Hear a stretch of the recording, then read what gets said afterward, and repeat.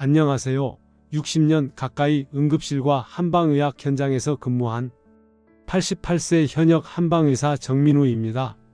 그동안 제 손으로 살린 환자가 몇 명인지 셀 수도 없지만 안타깝게도 식사 후 단 한 가지 실수로 살릴 수 없었던 환자들의 얼굴이 아직도 제 눈앞에 선합니다. 어제까지 손주와 웃고 떠들던 우리 동네 할아버지 할머니들이 식사 후 이것만 피했더라면 지금 이 순간에도 가족들과 함께 할 수 있었을 겁니다.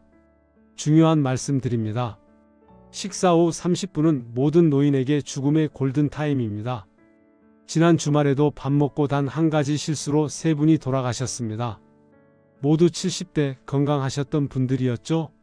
단 30분의 잘못된 선택이 건강한 삶을 단 하루 만에 무너뜨릴 수 있습니다. 대부분의 어르신들은 밥을 먹고 난 후 무엇을 하시나요? 소파에 앉아 TV를 보거나 바로 일을 하러 가시나요? 아니면 피곤하다고 눕거나 졸음을 참지 못해 잠드시나요? 많은 분들이 식후 시간을 무심코 보내며 자신도 모르게 건강을 해치고 계십니다. 저는 60년 가까이 한방일을 하면서 많은 어르신들을 만나봤습니다. 그러면서 알게 된 사실이 있습니다. 건강하게 80대, 90대를 보내시는 분들에게는 바로 식사 후 30분을 현명하게 보내는 습관이 있었습니다. 놀라시겠지만 이건 매일 5분이면 충분한 관리법이에요. 이 영상은 여러분의 남은 삶을 완전히 바꿔놓을 수 있습니다. 영상을 끝까지 보시면 식사 후 30분 동안의 간단한 관리만으로 뇌졸중과 심장마비를 어떻게 예방할 수 있는지 알게 되실 겁니다. 밥 먹고 무슨 일이 그리 위험하냐고요? 제 60년 의료 경험에서 말씀드리자면 이 시간이 바로 생사를 가르는 시간입니다.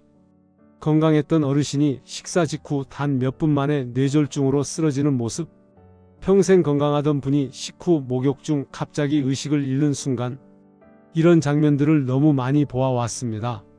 하지만 걱정 마세요. 이런 비극은 충분히 예방할 수 있습니다. 80대, 90대에 시작해도 놀라운 변화를 경험하신 분들이 많습니다. 오늘 이 영상에서 제가 알려드릴 식후 30분 관리법은 제가 현장에서 수만 명의 환자를 진료하며 발견한 가장 소중한 비결입니다.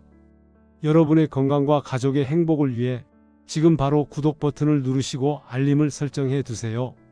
이 영상이 도움이 되셨다면 좋아요도 눌러주세요. 댓글창에 여러분만의 식후 습관이나 경험을 나누고 서로의 이야기를 함께 살펴보세요. 자, 이제부터 제가 60년 가까이 한방의학을 공부하고 실천하며 발견한 놀라운 건강 비밀, 식후 30분의 힘을 함께 나눠볼까요? 식사 후 해야 할 것과 하지 말아야 할 것, 그리고 상황별 맞춤 관리법에 대해서도 자세히 알려드리겠습니다. 제가 발견한 식사 후 30분 관리법은 간단합니다. 식사 직후 바른 자세로 앉기, 미지근한 물 한 잔 마시기, 가벼운 대화와 웃음, 그리고 30분 후 가벼운 산책만으로도 여러분의 건강은 크게 달라질 수 있습니다. 평생 무시해온 이 식후 30분이 바로 우리 몸의 건강 고속도로입니다. 이 영상을 끝까지 보시면 각 상황별로 구체적인 관리법을 배우실 수 있습니다. 식사 후 30분은 모든 노인에게 죽음의 골든타임입니다. 밥을 먹으면 우리 몸의 피가 위로 몰립니다. 그러면 심장과 뇌에 가는 피가 줄어들어요. 이때 잘못된 행동 하나가 여러분의 목숨을 앗아갈 수 있습니다. 고속도로에서 모든 차들이 한 출구로 몰리듯 식사 직후에는 피가 소화기관으로 몰리기 때문에 뇌와 심장, 근육 같은 중요 기관에 가는 혈액이 부족해져 위험한 상황이 발생할 수 있습니다. 제 60년 의학 경험에서 말씀드리자면 이 시간을 어떻게 보내느냐가 여러분의 남은 생애를 결정합니다. 식사 후 단 한 번의 실수가 평생의 건강을 무너뜨릴 수 있습니다. 이런 상태에서 갑자기 운동을 하거나 목욕을 하면 어떻게 될까요? 소화에 집중되어야 할 혈액이 근육이나 피부로 분산되면서 소화불량이 생기고 뇌나 심장에 가는 혈액이 부족해져 어지러움이나 심장 부담이 커질 수 있습니다. 이것이 식후 30분이 그토록 중요한 이유입니다. 너무 쉽거나 당연해 보이는 이야기일 수도 있습니다만 제 진료실을 찾아오는 많은 어르신들이 바로 이 단순한 원리를 모르거나 실천하지 않아 고생하고 계십니다. 지금부터라도 관심을 가져야 합니다. 75세 이후에도 활기차게 살고 싶으신가요? 그렇다면 지금부터라도 이 식후 30분 관리에 관심을 가져야 합니다. 우리는 흔히 기억력 감퇴, 관절통, 소화불량을 나이 들면 불가피한 증상으로 여깁니다. 하지만 제 60년 의학 경험에 비추어 말씀드리자면 이런 증상들 대부분이 제대로 된 식후 관리만으로도 크게 개선될 수 있습니다. 나이가 들었다는 이유로 포기하지 마세요. 지금 시작해도 결코 늦지 않습니다. 오히려 나이가 많을수록 이 관리법의 효과는 더 뚜렷하게 나타납니다. 이제 제가 60년간 의료 현장에서 발견한 식후 관리법을 하나씩 자세히 알려드리겠습니다. 여러분은 식사 직후에 주로 무엇을 하시나요? 이 질문이 왜 중요한지 제 진료실에 찾아온 환자 이야기로 시작해 보겠습니다. 지난 가을 제 진료실에 78세 김영수 할아버지가 찾아오셨습니다. 그분의 얼굴은 창백했고 손은 미세하게 떨리고 있었습니다. 선생님, 살려주세요. 요즘 식사만 하면 가슴이 답답하고 숨이 막혀요. 밤에는 누워서 자지도 못해요. 이러다 정말 죽을 것 같아요. 김 할아버지의 목소리에는 공포가 묻어 있었습니다. 저는 그의 상태를 자세히 살펴보았습니다. 맥은 빠르고 불안정했으며 혀는 붉고 하얗게 설태가 낀 단백설이 두껍게 형성되어 있었습니다. 전형적인 위장 기능 저하와 위식도 역류 증상이었죠. 식사 후에 주로 어떻게 하시나요? 제가 물었습니다. 식사 후에는 좀 피곤해서 바로 소파에 누워서 TV를 봐요. 가끔은 그대로 잠들기도 하고. 바로 그것이었습니다. 김 할아버지는 식사 직후 바로 눕는 습관이 있었고 이것이 위산 역류를 악화시켜 만성적인 흉통과 호흡 곤란으로 이어진 것이었습니다. 한방에서는 이를 위기역행이라고 합니다. 위의 기운이 역류하는 상태로 서양 의학의 위식도 역류질환과 비슷한 개념입니다. 식사 후 바로 눕게 되면 중력의 도움을 받지 못해 위산이 식도로 쉽게 역류하게 됩니다. 이것이 장기간 지속되면 식도염은 물론 심한 경우 식도암의 위험도 높아질 수 있습니다. 또한 위산이 기도로 흡입될 경우 흡인성 폐렴이라는 심각한 합병증을 일으킬 수도 있습니다. 특히 노년층에서는 이러한 합병증이 치명적일 수 있습니다. 저는 김 할아버지에게 식후 관리법에 대해 자세히 설명해 드렸습니다. 그리고 한약과 함께 식후 30분 동안 바른 자세로 앉아있기, 미지근한 물 마시기, 식후 30분이 지난 후에야 가벼운 산책하기 등을 처방했습니다. 놀랍게도 단 2주 만에 김 할아버지의 상태는 크게 호전되었습니다. 한 달 후 다시 만난 그는 완전히 다른 사람이 되어 있었습니다. 선생님, 정말 신기해요. 단지 식후 습관만 바꿨을 뿐인데 30년 동안 달고 살았던 속쓰림이 거의 사라졌어요. 이제는 밤에 누워서도 편안하게 잘 수 있고 아침에는 가슴이 상쾌해요. 이런 간단한 방법이 있었다니. 김 할아버지의 사례는 특별한 것이 아닙니다. 제 진료실을 찾는 많은 노년층 환자들이 단지 식후 30분의 관리만으로도 놀라운 개선을 경험하고 계십니다. 위장 문제뿐만 아니라 어지러움, 만성 피로, 심지어 우울감까지도 개선되는 경우가 많습니다. 자, 이제 우리가 식사 직후 절대 하지 말아야 할 3가지와 반드시 해야 할 3가지에 대해 자세히 알아보겠습니다. 식사 직후 절대 하지 말아야 할 3가지 행동부터 말씀드리겠습니다. 첫째, 절대 바로 눕지 마세요. 방금 김 할아버지 사례에서 보셨듯이 식사 직후 바로 눕는 것은 위산 역류의 지름길입니다. 위산이 식도로 올라오면서 가슴 쓰림, 목의 이물감, 만성 기침 등을 유발합니다. 더 심각한 경우에는 흡인성 폐렴으로 이어질 수 있으며 이는 노년층에서 사망률이 40%에 이르는 치명적인 질환입니다. 60년 의료 현장에서 저는 식후 바로 누워 위산이 기도로 넘어가 폐렴으로 사망한 환자를 수십 명 지켜봐야 했습니다. 단 30분에 참지 못한 졸음이 평생을 앗아갈 수 있습니다. 충주에 사는 72세 박성희 할머니의 이야기를 들려드리겠습니다. 박 할머니는 식사 후 늘 피곤함을 느껴 바로 누워 쉬는 습관이 있었습니다. 그러던 어느 날 밤 갑자기 심한 기침과 호흡 곤란으로 응급실에 실려갔습니다. 진단 결과는 흡인성 폐렴이었습니다. 위산이 기도로 들어가 폐에 염증을 일으킨 것이었죠. 박 할머니는 2주간 입원 치료를 받아야 했고 그 이후로 식후 관리에 각별히 신경 쓰고 계십니다.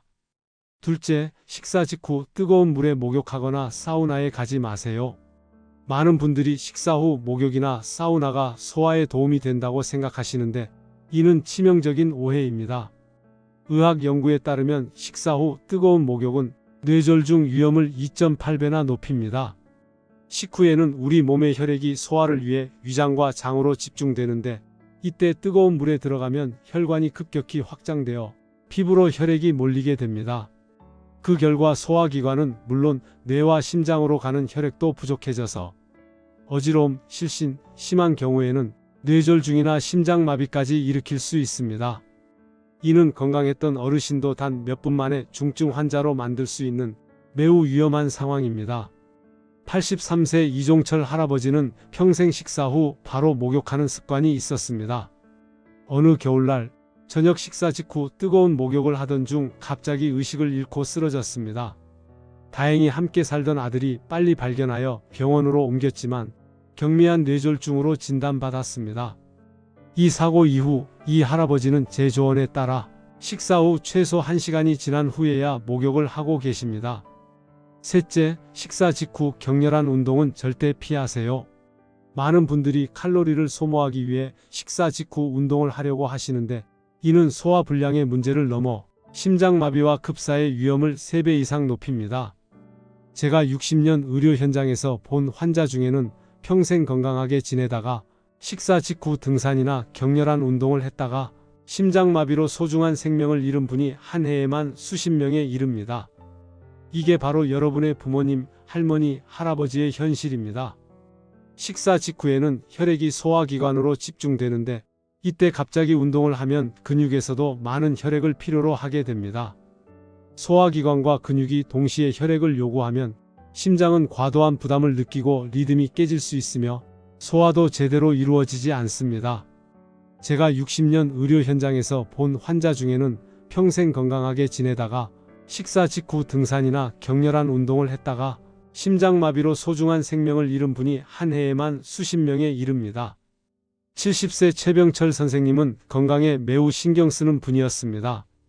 그는 식사 직후 바로 등산을 가는 습관이 있었는데 어느 날 갑작스러운 흉통을 느꼈습니다. 다행히 빠르게 병원에 가서 협심증 진단을 받고 적절한 치료를 받을 수 있었습니다. 이후 그는 식사 후 최소 30분에서 1시간이 지난 후에야 운동을 시작하고 있습니다. 이렇게 식사 직후 피해야 할 3가지를 꼭 기억해 주세요. 바로 눕기, 뜨거운 물 목욕, 그리고 격렬한 운동입니다.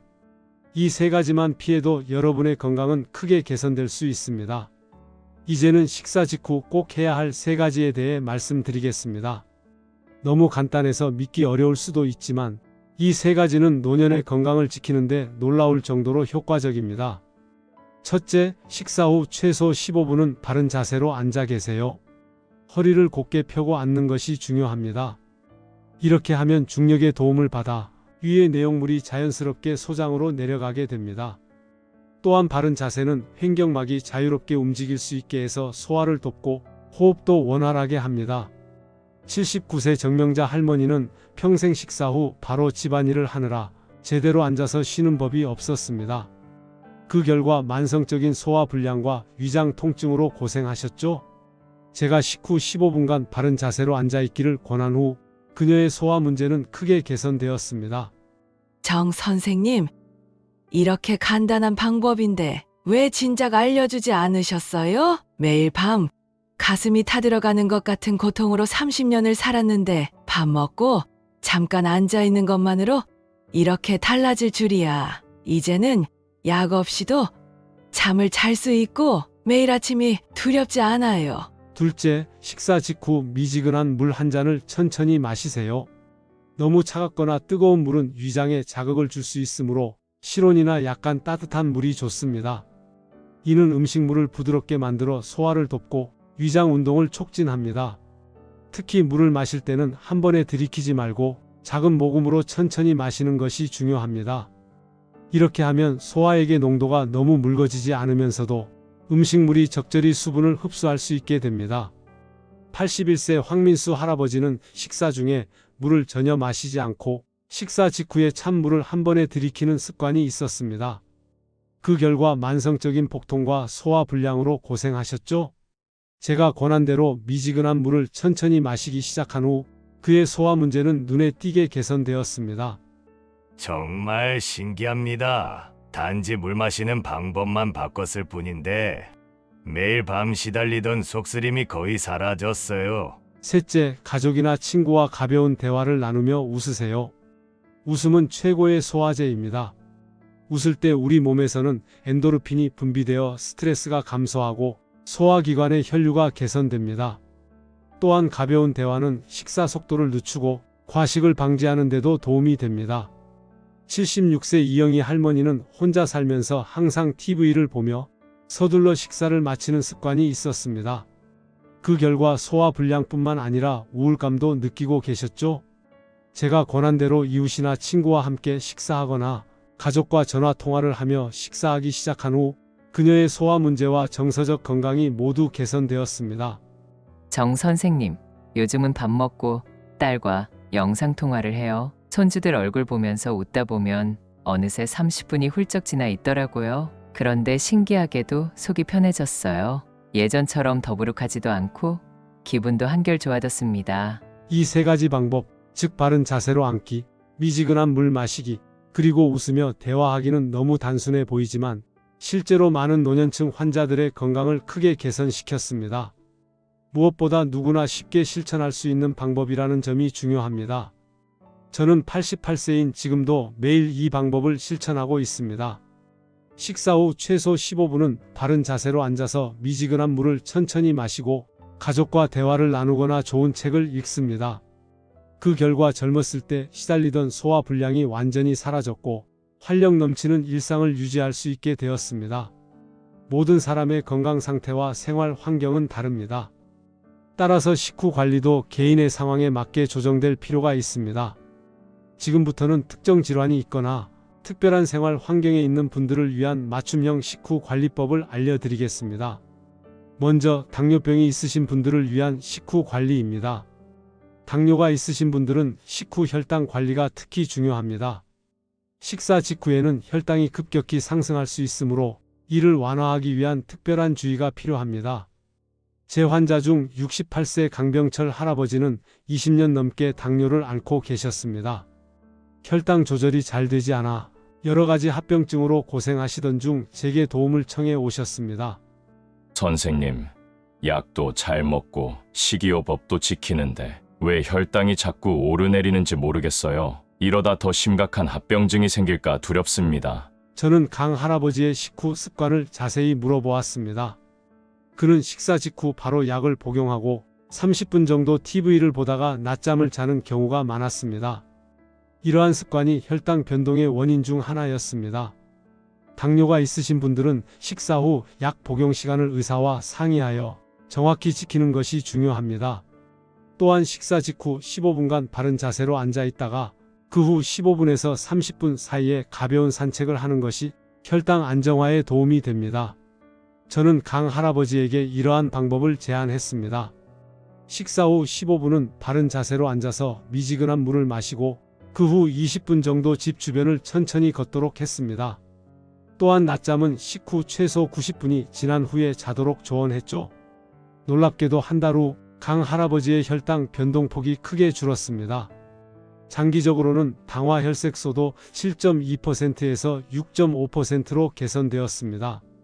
정 선생님, 덕분에 혈당이 많이 안정되었어요. 무엇보다 식후에 느끼던 피로감과 졸음이 줄어들어서 낮 시간을 더 활기차게 보낼 수 있게 되었습니다. 식후 관리가 이렇게 중요한 줄 몰랐네요. 다음으로 고혈압이 있으신 분들을 위한 식후 관리입니다. 고혈압 환자의 경우 식사 직후에 혈압이 일시적으로 내려가는 식후 저혈압 현상이 나타날 수 있습니다. 식사 후 혈액이 소화기관으로 몰리면서 혈압이 떨어지는 것이죠. 이로 인해 어지러움이나 실신을 경험할 수 있습니다. 75세 김영자 할머니는 고혈압약을 복용하고 있었는데 식사 직후마다 심한 어지러움을 느껴 일상생활에 어려움을 겪고 계셨습니다. 선생님, 밥만 먹으면 세상이 빙글빙글 돌아요. 가끔은 그대로 쓰러질 것 같은 느낌이 들어 너무 무서워요. 저는 김할머니의 식사 패턴과 약 복용 시간을 확인했습니다. 그녀는 식사 직전에 고혈압약을 복용하고 식사 후에는 바로 일어나 설거지를 하는 습관이 있었습니다. 이것이 식후 저혈압 증상을 악화시키는 원인이었습니다. 고혈압 환자는 의사와 상의하여 약 복용 시간을 조절하는 것이 중요합니다. 일반적으로 식사 1시간 전이나 식후 2시간 후에 복용하는 것이 좋습니다. 또한 식사는 소량으로 자주 하고 식후에는 갑자기 일어나지 말고 최소 20분간 바른 자세로 앉아 있는 것이 좋습니다. 김 할머니에게 이러한 방법을 적용한 결과 식후 어지러움 증상이 크게 개선되었습니다. 정말 신기해요. 약 먹는 시간만 바꾸고 밥 먹고 바로 일어나지 않으니 어지러움이 많이 줄었어요. 이제는 식사 시간이 두렵지 않아요. 이어서 혼자 사시는 어르신들을 위한 특별한 조언도 드리고 싶습니다. 혼자 사는 어르신들은 식후 건강 위험에 더 취약할 수 있습니다. 만약 식후 어지러움이나 가슴 통증 같은 이상 증상이 나타났을 때 도움을 요청할 사람이 없기 때문입니다. 83세 박정호 할아버지는 홀로 살면서 식사 후 가끔씩 심한 어지러움을 느꼈지만 별일 아니라고 생각하고 넘어갔습니다. 그러던 어느 날 저녁 식사 후 쓰러져 다음날 아침에서야 이웃에 의해 발견되었습니다. 다행히 큰 후유증은 없었지만 이후 식후 관리에 각별히 신경 쓰게 되었습니다. 혼자 사시는 어르신들께 특별히 권해드리는 방법이 있습니다. 바로 식사 후 10분 통화 습관입니다. 매일 식사 후에는 가족이나 친구에게 짧게라도 전화를 걸어 대화를 나누는 것입니다. 이는 응급 상황을 대비하는 안전장치가 될 뿐만 아니라 정서적 건강에도 도움이 됩니다. 또한 식사 전후로 복용하는 약이 있다면 약통을 잘 보이는 곳에 두고 복용 여부를 체크리스트로 만들어 표시하는 것도 좋은 방법입니다. 정 선생님 덕분에 이제는 매일 저녁 식사 후에 딸에게 전화요. 잠깐 대화하는 것만으로도 마음이 편해지고 가족들도 제가 안전하다는 것을 알 수 있어 좋아합니다. 박 할아버지의 말씀입니다. 마지막으로 외식을 자주 하시는 분들을 위한 조언입니다. 외식은 종종 과식으로 이어지고 음식의 종류나 조리법도 가정식과 다르기 때문에 소화에 더 부담을 줄 수 있습니다.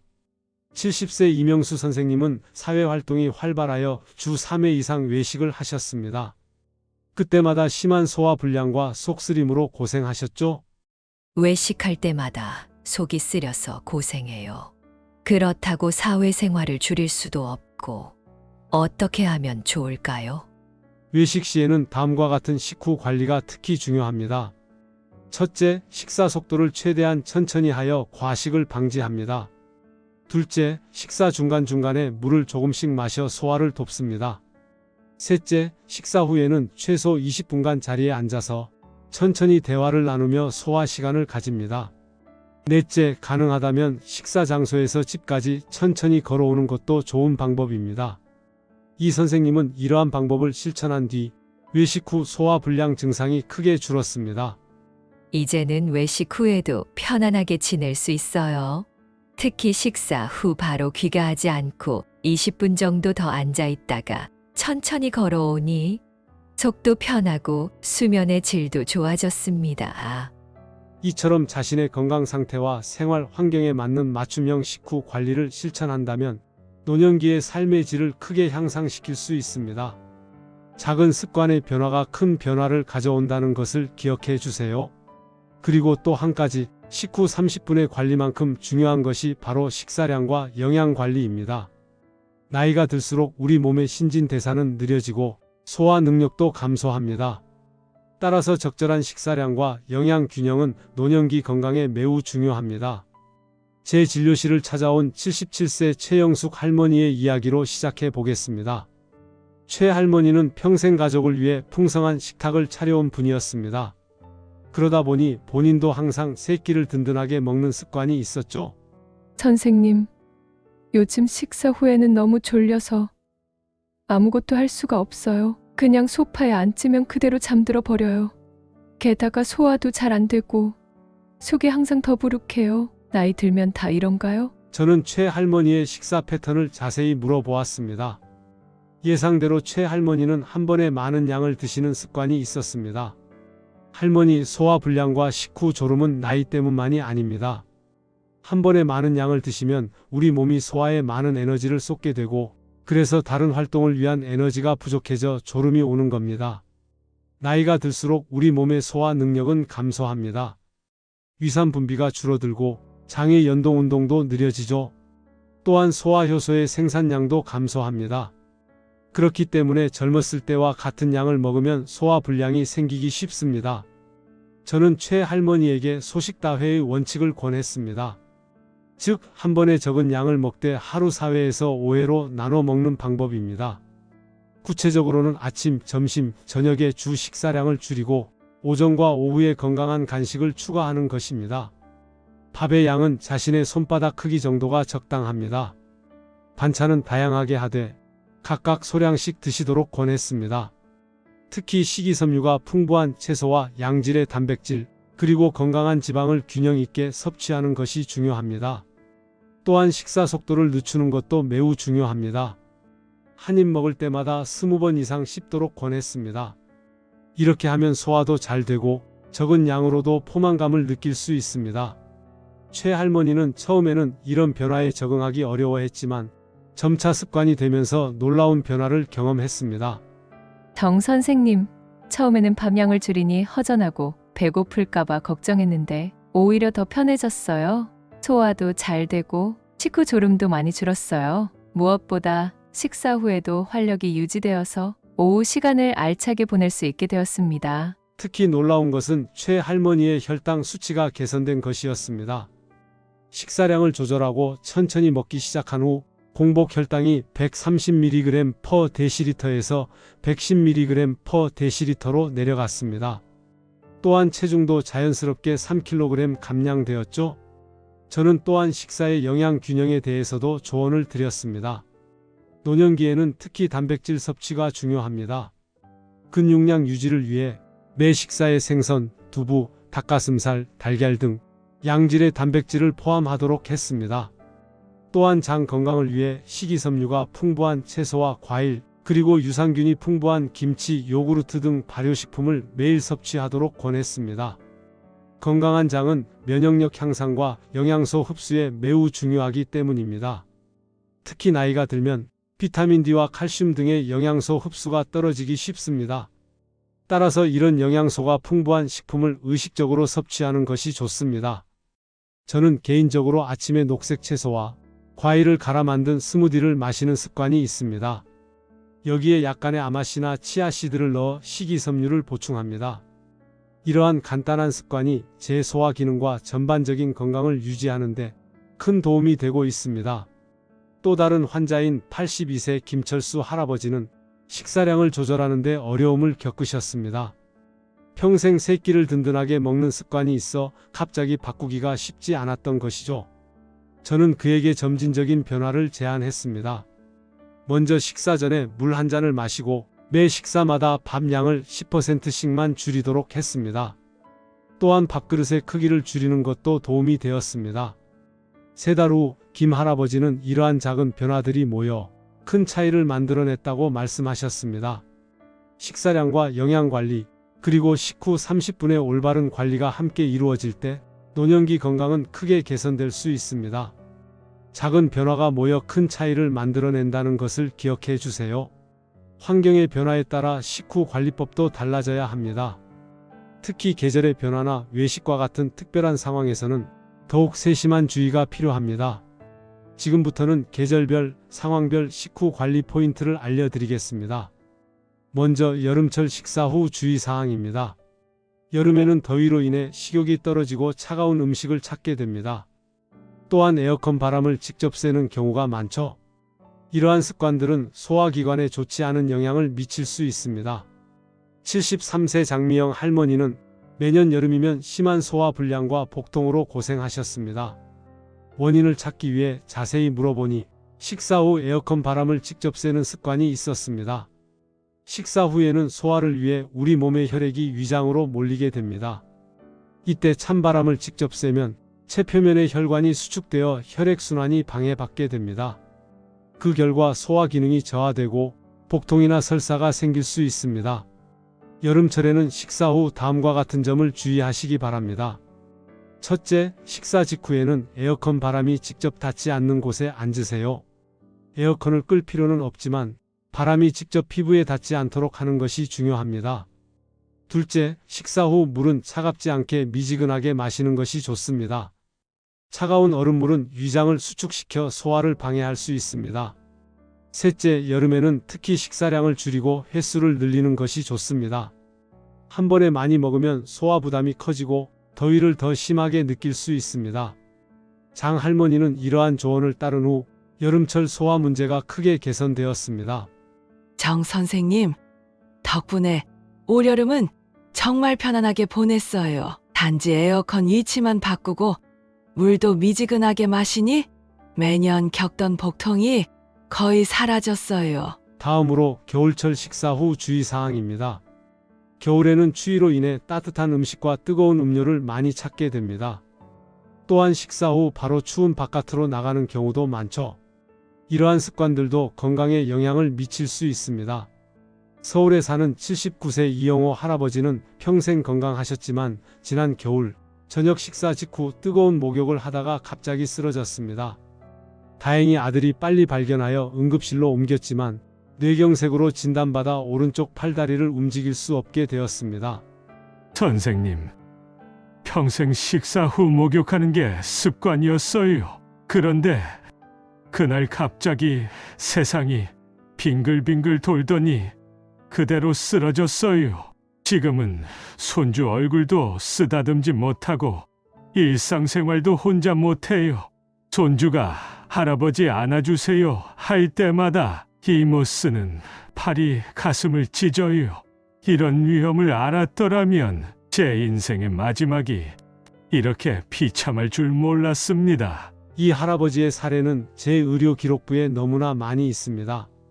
심장 전문의 연구에 따르면 식사 후 뜨거운 물로 목욕하면 몸의 피 흐름이 크게 바뀌고 뇌졸중 위험이 평소보다 2.8배나 높아진다고 합니다. 이것은 급격한 온도 변화가 혈관에 미치는 영향 때문입니다. 식사로 인해 위장으로 혈액이 모인 상태에서 갑자기 추운 환경에 노출되면 체표면의 혈관이 급격히 수축됩니다. 이로 인해 혈압이 상승하고 심장의 부담이 가중될 수 있습니다. 특히 고혈압이나 심장질환이 있는 분들은 더욱 위험할 수 있습니다. 겨울철에는 식사 후 다음과 같은 점을 주의하시기 바랍니다. 첫째, 식사 후 최소 30분은 따뜻한 실내에서 머무르세요. 소화가 어느 정도 진행된 후에 외출하는 것이 안전합니다. 둘째, 외출할 때는 목도리, 장갑, 모자 등으로 몸을 따뜻하게 보호하세요. 특히 가슴과 배 부분을 따뜻하게 유지하는 것이 중요합니다. 셋째, 식사 후에는 생강차, 계피차 등 따뜻한 차를 천천히 마시는 것이 좋습니다. 이는 체온을 유지하고 소화를 돕는 데 효과적입니다. 이 할아버지는 이러한 방법을 실천한 후 가슴 통증이 크게 줄었다고 합니다.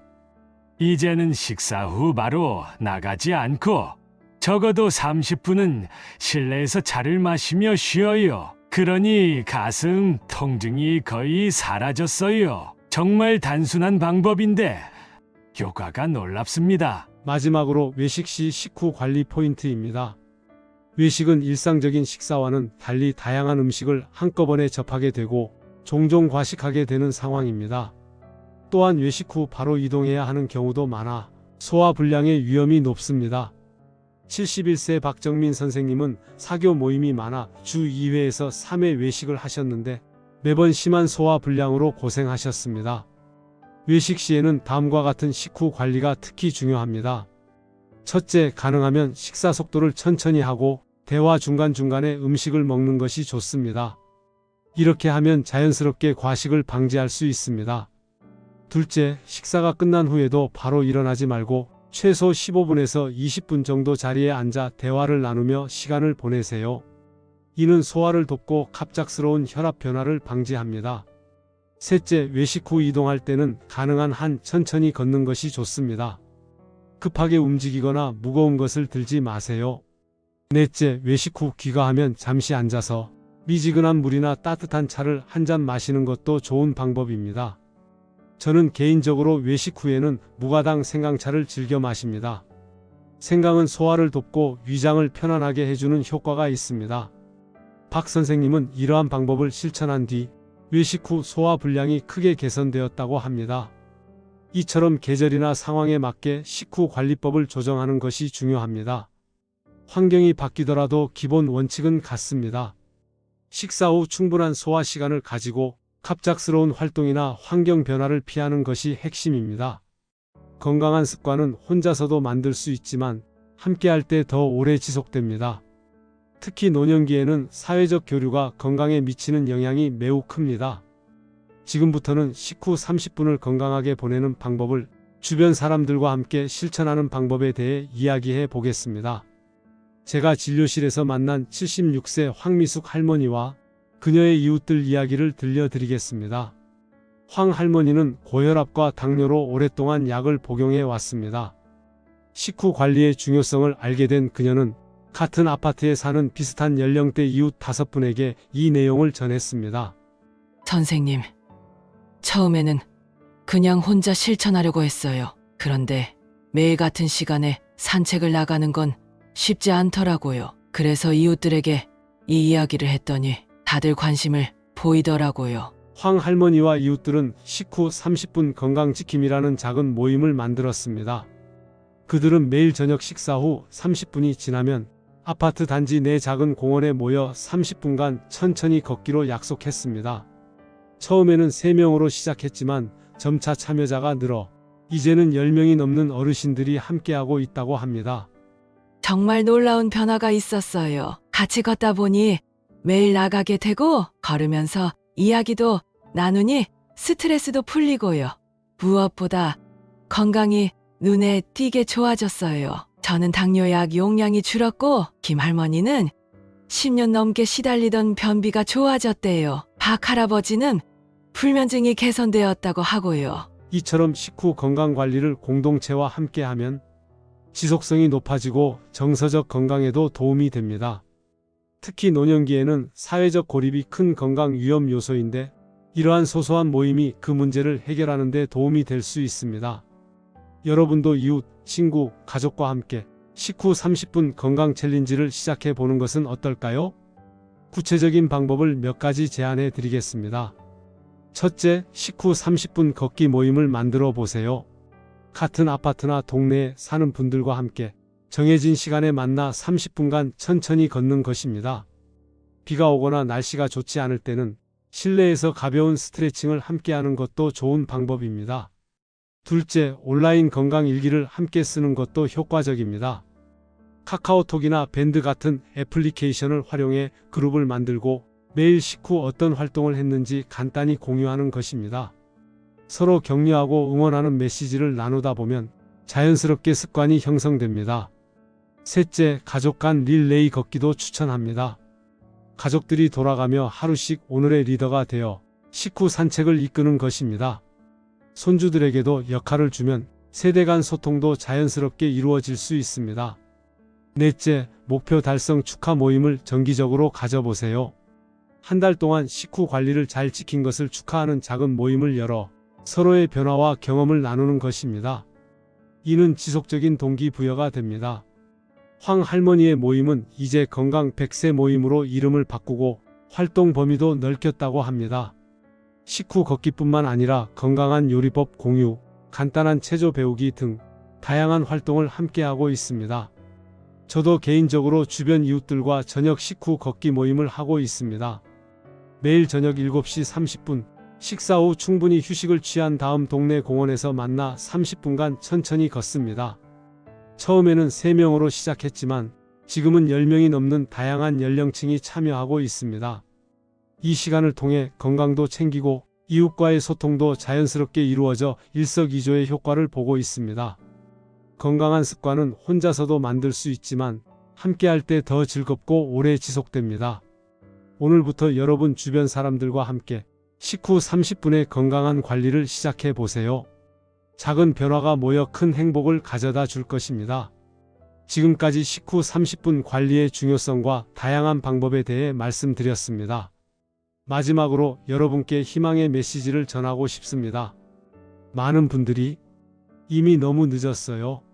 내 나이에 뭘 바꾸나요? 평생 살아온 습관을 어떻게 바꿀 수 있을까요? 라고 말씀하십니다. 하지만 제 60년 의료 경험을 통해 확신할 수 있는 것은 건강한 습관을 시작하기에 결코 늦은 나이는 없다는 것입니다. 86세 박정희 할머니 이야기를 들려드리겠습니다. 박 할머니는 80대 중반에 접어들면서 심한 소화불량과 불면증, 고혈압으로 일상생활이 힘들 정도였습니다.